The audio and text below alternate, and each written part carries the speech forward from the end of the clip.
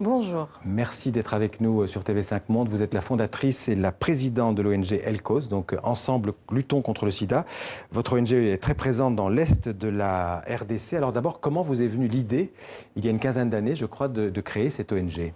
Parce qu'en fait, en 2003, j'étais Miss Congo de la RDC, démocratique du Congo, et c'est à l'issue des élections que j'ai voulu faire des causes humanitaires. C'est à ce moment-là qu'en fait, je découvre ce qui se passe à l'Est de la RDC. J'étais vraiment très, très jeune.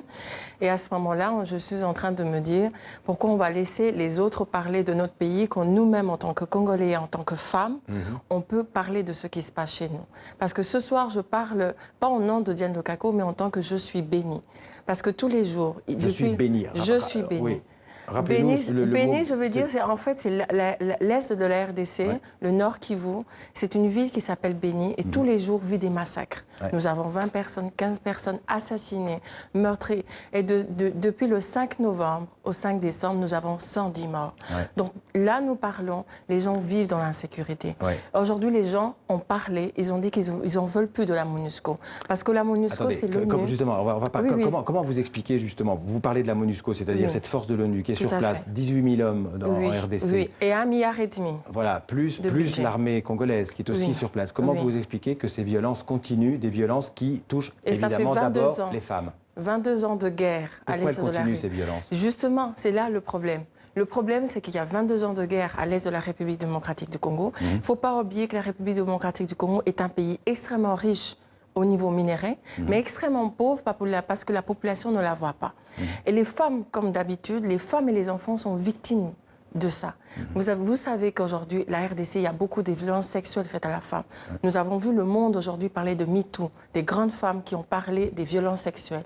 Mais à l'Est de la RDC, qui parle de MeToo? Qui entend ces petites femmes, ces jeunes femmes qui parlent de ça? Moi, à l'Est de la République, j'ai entendu une vieille femme de 80 ans qui me dit, ma fille, qu'est-ce qu'ils sont venus chercher dans mon corps meurtri? Et ça nous touche directement. Mais qui est responsable de ces violences sexuelles contre les femmes? Aujourd'hui, nous entendons toujours qu'il y a des rebelles. Aujourd'hui, c'est ça que nous, on est fâchés. On veut savoir qui est responsable. C'est comme ça qu'on est en train de poser la question à la MONUSCO, à l'ONU. Parce que la MONUSCO, c'est la mission de la paix. Mais il n'y a pas de paix chez nous.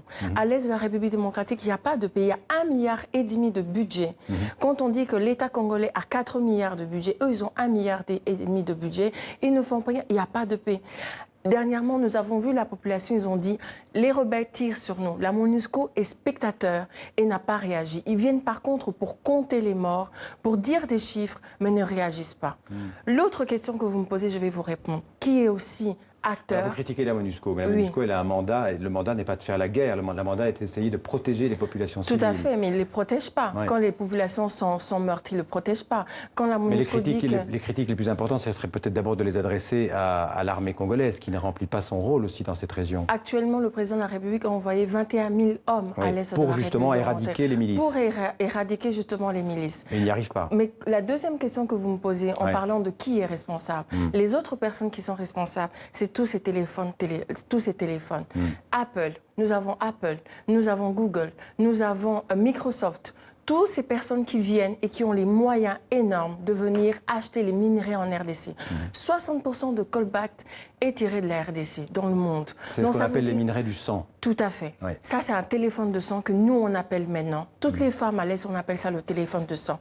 Parce que toutes les personnes qui appellent, c'est comme ça que nous demandons et nous avons lancé une pétition quand on entre sur mon Facebook, Odiane Lokako, il y a un lien directement. Donc on peut aller sur votre page Facebook? Tout à fait. Pour que les gens puissent signer, parce qu'aujourd'hui, on veut qu'il y ait un accord. Qu'est-ce que vous demandez dans cette pétition? On demande un accord, comme l'accord qu'il y a eu il y a 2003, l'accord de Kimberley. On a appelé le diamant de sang.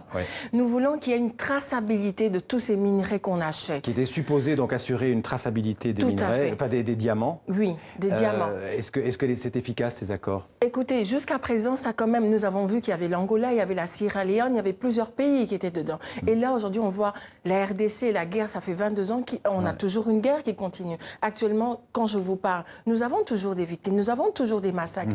Qui peut accepter que sa femme ou que sa fille ou que sa mère soit violée ou assassinée? Ce qui veut dire que les violences sexuelles contre les femmes, ces viols, oui. ce sont des armes de guerre utilisées par ces milices. Totalement. Parce qu'aujourd'hui, rien n'est contrôlé. Tout nous mènerait, tout à l'heure, vous m'avez posé la question. La MONUSCO a 1,5 milliard. Et n'oubliez pas que tous ces moyens, aujourd'hui, les ressources qui sont sorties de la RDC, c'est plusieurs dizaines de millions de dollars. C'est plusieurs milliards qui sortent. Et tous ces gens voient ça. Microsoft, quand on parle de Microsoft, nous voyons le président de Microsoft qui est Bill Gates et sa femme. Ils ont une grande fondation Ouais. pour aider les gens. Mais si vous n'aidez pas les gens, parce que grâce à ce que vous exploitez, il y a des morts, il y a des massacres, il y a des meurtres. Mais déjà, il y a des procès qui sont intentés aux États-Unis contre ces sociétés. Il y a 14... Ça va dans le bon sens. Ça va dans le bon sens, mais jusqu'à présent, rien ne bouge parce qu'il y a des morts. Je vais vous dire quelque chose. Le génocide juif, il y a eu 6 millions de morts. Le génocide rwandais, il y a eu 800 000 morts. Et nous, à présent, en RDC, nous avons plus de 6 millions de morts depuis que nous avons nos guerres. Et aujourd'hui, on en parle peu. On a l'impression que tout est normal. Ce n'est pas normal. Parce que les gens qui meurent... vous lancez aussi un appel à la communauté internationale, comme on dit. Tout à fait, oui. Tout à fait. Parce qu'aujourd'hui, la population attend quelque chose. Aujourd'hui, la population veut que les gens puissent changer les choses. Oui. Et je lance un autre appel parce que la RDC, l'Est de la République démocratique du Congo, a reçu beaucoup des acteurs américains. Oui. Nous avons eu plusieurs. Nous avons Angelina Jolie, Ben Affleck qui est en train des acteurs, donc des comédiens. Des acteurs américains qui aussi parlent à l'ONU, qui ont une notoriété qui peut aujourd'hui nous aider pour obtenir cet accord qu'on appelle l'accord de Kimberley.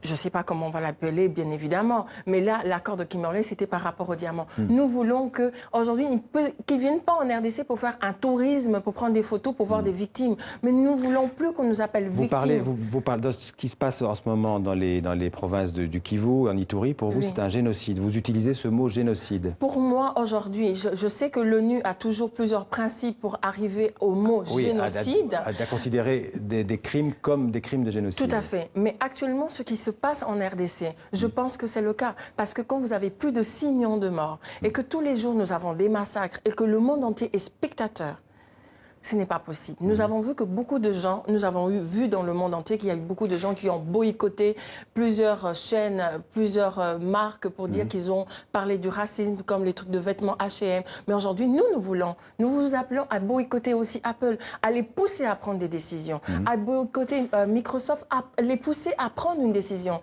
Parce qu'aujourd'hui, au XXIe siècle, monsieur le journaliste, ce n'est pas acceptable qu'à Béni, qu'à l'est de la RDC, il y a autant de morts. Alors, on ne peut pas se passer d'un portable. Vous en avez un aussi aujourd'hui. Tout le monde a des portables. Et en Afrique, on sait que beaucoup d'Africains ont leur portable et que c'est une technologie qui en fait a supplanté. Il n'y a pas eu de téléphone à fil en Afrique. On est directement passé au numérique. À l'époque, il y avait au fil. Donc c'est très important aussi.